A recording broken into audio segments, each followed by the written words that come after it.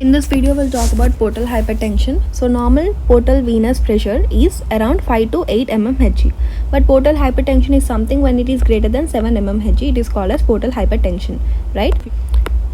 So before we go further, let us just see the anatomy. So this is the liver. Into the liver, this is the portal vein draining. So portal vein is formed by the fusion of superior mesenteric vein and the splenic vein. And into the splenic vein, there will be opening of inferior mesenteric vein. So suppose this is a intestine. So this superior mesenteric vein will be draining from ascending colon, transverse colon and pancreatic head and the small bowel, right? So this inferior mesenteric vein will be draining from transverse colon, descending colon and the superior 2/3 of the rectum. So this is about IMV, inferior mesenteric vein. Now coming to the splenic vein, it will drain from the spleen and the pancreas. So pancreatic head from the superior mesenteric vein and the whole pancreas from the splenic vein. Right, so this is the anatomy. Now coming to the portal hypertension, it is a prolonged elevation of portal venous pressure. So how will you measure this portal venous pressure? This hepatic venous pressure gradient, it is measured by subtraction of which hepatic venous pressure minus free hepatic venous pressure. So this is the formula to calculate hepatic venous portal gradient. So whenever this hepatic venous pressure gradient is greater than 7 mmHg, it is called as portal hypertension, right? For suppose if it is greater than 10 mmHg, it is called as significant portal hypertension. You can also see it clinically that the portal hypertension is present, right? Greater than 10 is a significant portal hypertension. You can also see it clinically, and greater than 7 is the definition of this portal hypertension, right? Hepatic venous pressure gradient is greater than 7 is called as portal hypertension. So now let us see at the etiology of this portal hypertension. And so for that you'll have to draw this diagram. So this is the hepatic part, right? Anything above it is a post-hepatic, anything below it is a pre-hepatic. So in the pre-hepatic, you have portal vein, right? So in the hepatic, you will be having three things. One is a sinusoidal, anything above it is a post-sinusoidal, anything below it is a pre-sinusoidal.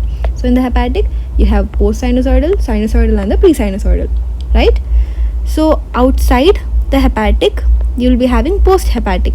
So in the post-hepatic, you will be having this hepatic vein, which is draining into IVC, which is again draining into heart, right? So you have these three things. So this is the post-hepatic system. Now let us see the etiology in every case. Pre-hepatic conditions, you can see any thrombosis in the portal vein or any thrombosis in the splenic vein, right? In the pre-sinusoidal, you can see any cystosomiasis. And in the sinusoidal, just remember alcohol here. So alcoholic hepatitis or cirrhosis can cause portal hypertension in this sinusoidal causes. And in the post-sinusoidal, there will be intrahepatic veins which undergoes veno-occlusion. So veno-occlusion of this intrahepatic veins can cause post-sinusoidal portal hypertension. And post-hepatic, it can be caused because of three conditions. One, any obstruction in this hepatic vein, which is called as Budd-Chiari syndrome, any obstruction in this IVC, any webs in the IVC, or else any heart conditions like cardiomyopathy or the pericarditis. So now let us properly see the etiology. So in the pre-hepatic, there is portal vein, which is formed by the fusion of superior mesenteric vein and the splenic vein. So any thrombosis in the portal vein or any thrombosis in the splenic vein can cause pre-hepatic portal hypertension. And also in the Bunty syndrome, where you can see this massive splenomegaly also, it can cause pre-hepatic portal hypertension. So we are done with it. Now coming to the next one, which is hepatic. So in the hepatic, you will be having three things, right? One is a pre-sinusoidal, sinusoidal and the post-sinusoidal. I asked you to remember alcohol for sinusoidal. So the causes will be cirrhosis and the alcoholic hepatitis, right? Coming to the pre-sinusoidal, it will be because of cystosomiasis. And the post-sinusoidal, you will be having intrahepatic veins, and any occlusion of these veins will cause veno-occlusive disorder, veno-occlusive syndrome. So that is about hepatic. We are done with this also. Now coming to the post-hepatic, which is outside the liver, and you have three things. One is hepatic vein, which is draining into IVC, which is again draining into heart. So any occlusion in this hepatic vein called as Budd-Chiari syndrome, and any occlusion in this IVC, which is because of IVC webs, so it can also cause this post-hepatic portal hypertension. And anything problem with the heart can also cause this post-hepatic portal hypertension. So heart conditions like severe congestive heart failure, constrictive pericarditis, restrictive cardiomyopathy. Constrictive, restrictive, keep that in mind. Restrictive cardiomyopathy, constrictive pericarditis, congestive heart failure. So all these conditions will be causing post-hepatic portal hypertension. So what do you mean by portal hypertension? Hepatic venous pressure gradient greater than 7 mmHg. So if it is greater than 10 mmHg, it is called as significant portal hypertension. So these are the different etiology. So coming to the pathogenesis, see this is a liver, right? So any causes of portal hypertension, whether it can be prehepatic, pre-sinusoidal, sinusoidal, post-sinusoidal, or the post-hepatic. So any cause of this portal hypertension which will lead to pooling up of the blood in the portal venous system or the collaterals. So this pooled up blood will not pass into the liver. So there will be decreased blood supply to the liver, right? So normally what happens, this portal system will carry blood to the liver and this liver will detoxify it and it will send to the brain and the other systemic circulation, right? But what is happening, there is pooling up of the blood in the portal circulation. So when the pooling up of blood happens, there will be development of collaterals. So here you can see these blue things, right? So the collaterals are developing from the portal venous system to the systemic circulation. So from the portal circulation to the systemic circulation, there will be development of collaterals in the lower esophageal region or the gastric region or the anus region. So this is called as varices, esophageal varices or the gastric varices or the hemorrhoids. This varices will be having highest risk of getting rupture, right? So these get engorged and form varices that can rupture anytime. So this is the complications of this portal hypertension. So coming back to our topic, the pathogenesis, there will be increased intrahepatic resistance because of this high pressure. It will lead to reduced blood supply to the liver, the reduced portal blood supply to the liver, right? So it will form collaterals. So from the portal, there is pooling of the blood, right? Because it is not passing into the liver, there is pooling of the blood in the portal circulation. So there will be development of this collaterals from the portal circulation into the systemic circulation. Collaterals occurs between the portal and the systemic circulation. It's also called as shunts or the bypass. So this portal blood is bypassing the liver and it is directly entering the systemic circulation. All this portal circulation will be having some toxins in it, right? It will be detoxified by the liver. But what happens if it is not going to the liver itself? It will not get detoxified and these toxins will be directly sent to the systemic circulation, which can reach the brain and cause hepatic encephalopathy. So this will be the complication of portal hypertension. Keep that in mind. Now coming to the next point, it is increased splanchnic blood flow. So in the extrahepatic circulation, there will be increase of nitric oxide, so which will cause this hyperdynamic circulation, and within the intrahepatic circulation, there will be decrease of NO. So this is the pathogenesis. So the two main reasons for it is, one is increase in the intrahepatic resistance and the increase in splanchnic blood flow. So coming to the clinical features, there will be ascites, there will be splenomegaly and dilated tortuous abdominal wall veins. So what do you mean by dilated tortuous abdominal wall veins? Because of this pressure, there will be pooling of blood. That's why it is dilated tortuous. So these are the classical triad of portal hypertension. Now coming to the ascites. So just write all the features which you will see in the ascites. So whenever the abdomen is filled by the fluid, it will look everted umbilicus. So umbilicus will be everted. The skin over this abdomen will be shiny and puddle sign can be seen, shifting dullness can be seen, fluid trill can be seen, abdomen is distended and edemas can be seen. So this is about ascites. And coming to the splenomegaly, it is the most important feature to say that it is a portal hypertension case. So it is the most important for diagnosing the patient with the portal hypertension. If the patient is not having splenomegaly, then it is a not case of portal hypertension. It can be some other case, but it is not portal hypertension. So whenever the patient is having ascites and dilated tortuous veins and along with the splenomegaly, then only it is called as portal hypertension. So there you can see this hypersplenism symptoms like thrombocytopenia, leukopenia and all. Spleen is palpable below 5 centimeters of costal margin.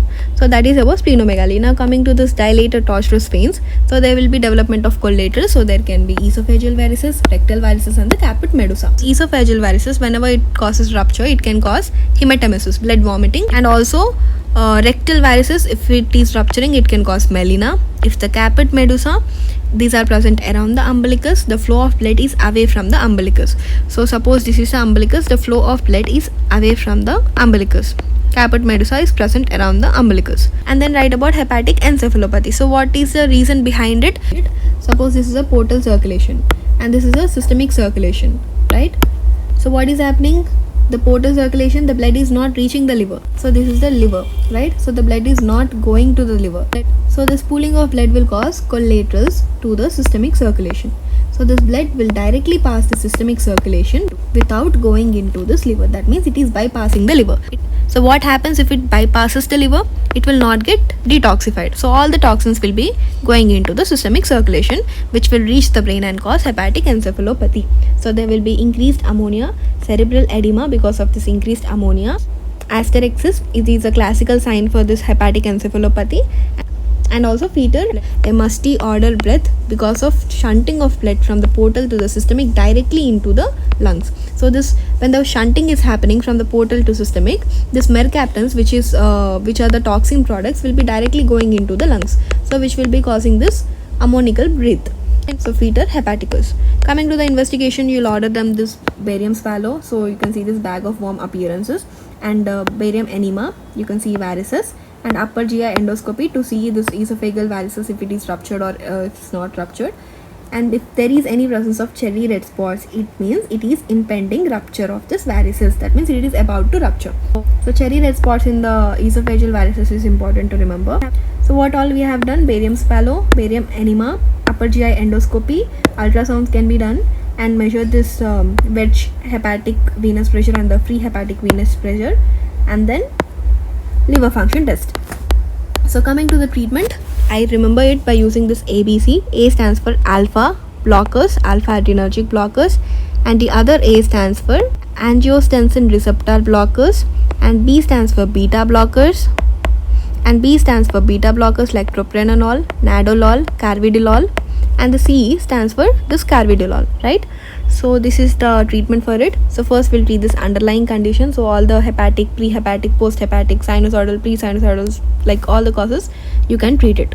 And then you will give them beta blockers like propranolol, 40 mg can be given, which causes vasodilatation. You can give other forms of beta blockers like nadolol, carvedilol, and nitrates can also be given, which decreases the risk of variceal bleeding, and vasopressin can be given, somatostatin can be given. So all this can be given, right? So what all you can give: one is alpha adrenergic blockers, angiotensin receptor blockers, beta blockers like propranolol, nadolol, carvedilol, and then nitrates can be given, along with that vasopressins can be given, and somatostatins can also be given. Coming to the complications, so there will be development of collaterals which will form this varices. So this varices can get ruptured, which cause variceal bleeding, and then there is formation of this ascites and splenomegaly or hypersplenism. In the hypersplenism, you have to remember two things: one is thrombocytopenia, leukopenia, right? And this hepatic encephalopathy, because of the collaterals, the blood is directly shunted from portal to the systemic with bypassing the liver. So all the toxins will be entering the systemic circulation and causing this hepatic encephalopathy, right? And you can see this characteristic fetor hepaticus, which means the musty ordered breath, because the mercaptans are directly going and reaching the lungs. It will cause this ammonical breath like thing, and also flapping tremors can be seen in this hepatic encephalopathy. And the next complication is secondary bacterial peritonitis, hepatorenal syndrome, hepatopulmonary syndrome. So these are the different complications. So this is about it. Bye.